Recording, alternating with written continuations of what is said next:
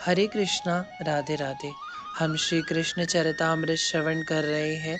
आज का प्रसंग है कन्हैया की गुरु पूर्णिमा। उन नन्हे नन्हे हाथों ने अक्षत, रोरी, चंदन, पुष्प अर्पित किए थे।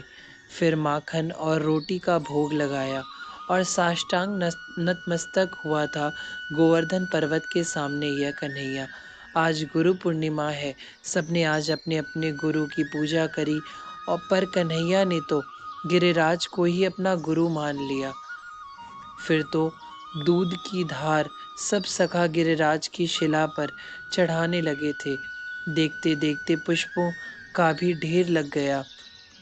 कन्हैया हाथ जोड़कर गुरु साक्षात गुरु ब्रह्मा गुरु विष्णु गुरुदेव बाल कृष्ण बुदबुदाते हैं।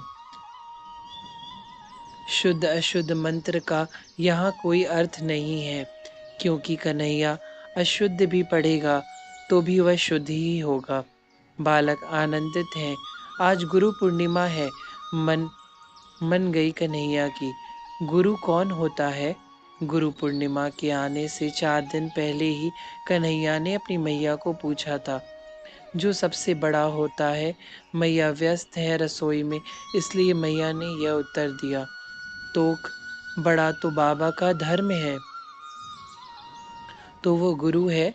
धर्म ब्रजराज के वृषभ का नाम है, बैल है जो बहुत बड़ा है, उसके सामने कौन टिक पाएगा। धर्म गुरु है। कन्हैया ने मैया की बात का यही अर्थ निकाला। वैसे भी इस बात को कौन इनकार करेगा, क्या धर्म ही गुरु नहीं है। बाबा ब्रजराज के पास कन्हैया और उसके सखा गए थे। बाबा भी अपने कार्य में व्यस्त हैं, पर कन्हैया के जाते ही वे सब कार्य छोड़ देते हैं और अपनी गोद में बैठाकर बड़े प्रेम से पूछते हैं, कोई कार्य है लाला? बाबा, आपके गुरु कौन है? बाबा की सफ़ेद दाढ़ी में अपनी उंगलियों को फेरते हुए कन्हैया पूछ रहे हैं। महर्षि शांडिल। बाबा के यही तो गुरु हैं। तुरंत उत्तर गए तुरंत उतर गए गोद से। बाबा व्यस्त थे, इसलिए उन्होंने भी ज़्यादा ध्यान नहीं दिया। महर्षि, आपके गुरु कौन है? यह कन्हैया अपने सखाओं के साथ महर्षि शांडिल्य की कुटिया में चला गया था और उनसे हाथ जोड़कर पूछ रहा था। मेरे गुरुदेव। मुस्कुराए कन्हैया के प्रश्न पर महर्षि।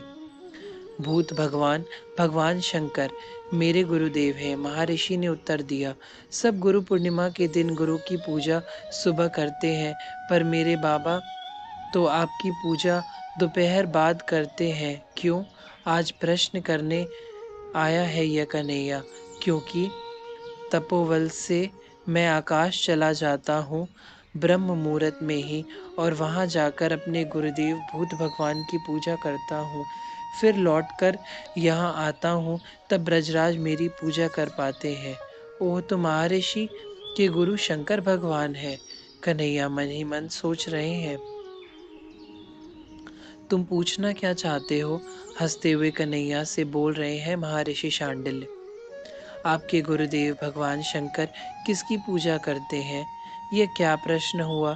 पर कन्हैया के प्रश्न को ऐसे कैसे नज़रअंदाज कर दे महर्षि। आंखें बंद हो गई थी महर्षि शांडिल्य की, और पूर्व की गुरु पूर्णिमा में भगवान आशुतोष से पूछा आज स्वयं का प्रश्न स्मरण हो आया। आपके भी कोई गुरु हैं क्या भगवान? बड़े संकोच से प्रश्न किया था महर्षि ने। इस प्रश्न पर समाधि ही लग जाती है महादेव की, पर महर्षि ने संभाल लिया। कुछ देर बाद भगवान सांब सदाशिव मुस्कुराकर बोले, श्री कृष्ण वंदे जगत गुरुम।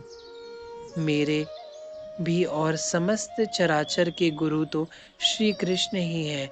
भगवान भूत भगवान का यह उत्तर था। महर्षि महर्षि, बताइए ना, भगवान शंकर के गुरु कौन है? कन्हैया पूछ रहा है। इसे उत्तर चाहिए। नेत्र खोलकर हंसे महर्षि शांडिल। बड़े अच्छे लीलाधारी हो हे कृष्ण। आप ही सबके गुरु, जगत गुरु सब हो, फिर भी यह लीला। मन ही मन बोल रहे थे महर्षि।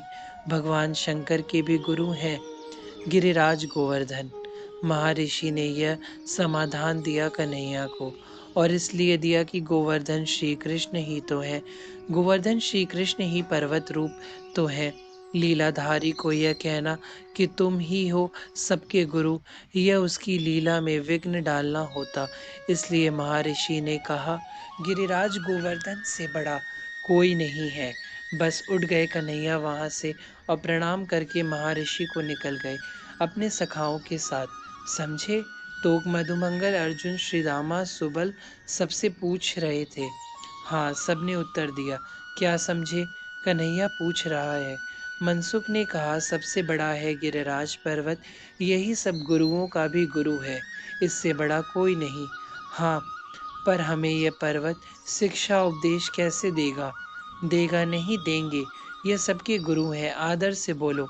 कन्हैया ने श्रीदामा को डांटा तो श्रीदामा ने तुरंत कान पकड़ लिए अपने। यह हमें शिक्षा देते हैं, देते ही रहते हैं, उपदेश करते ही रहते हैं। जैसे कन्हैया कुछ सोचकर बोले, इनसे झरने बहते हैं, पर ये स्वयं उसका उपयोग ना करके हम लोगों को जल देते हैं। इसका मतलब परोपकार।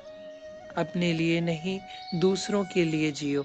मनसुख ने उछलकर ताली बजाई, वाह वाह वाह वाह। बस उस तरह गुरु पूर्णिमा की तैयारी कर ली थी कन्हैया ने। तात उद्धव ने कहा विदुर जी को, गुरु पूर्णिमा आ गई और कन्हैया ने अपने सखाओं के साथ पूजा अर्चना की है अपने गुरु स्वरूप गिरिराज गोवर्धन पर्वत की। अक्षत रोरी सब चढ़ाया, मंत्र भी पढ़े मनसुख ने, भोग लगाया बड़े प्रेम से। फिर आरती। सुनो, गुरु तत्व होता है, गुरु सर्वत्र व्याप्त है, चराचर है। वह सामान्य नहीं, वह चैतन्य रूप होता है। उसके देह को मत देखो कि उसका पर्वत का देह है या मानव का, उससे कोई फर्क नहीं पड़ता। गुरु तो गुरु है, क्योंकि वह तत्व है। आहा, आकाश में खड़े हैं महादेव, ब्रह्मा जी, नारद जी, समस्त देवी देवता और जगत गुरु के मुख से सब गुरु तत्व की व्याख्या सुन रहे हैं। सबने श्री कृष्ण के ऊपर अब पुष्पों की वर्षा की और अपना प्रणाम भी निवेदित किया था। श्री कृष्ण वंदे जगत गुरुम। इन इन नन्हे से सुकुमार को ऐसे ही जगत गुरु तो नहीं कहा जाता। हरे कृष्णा, राधे राधे।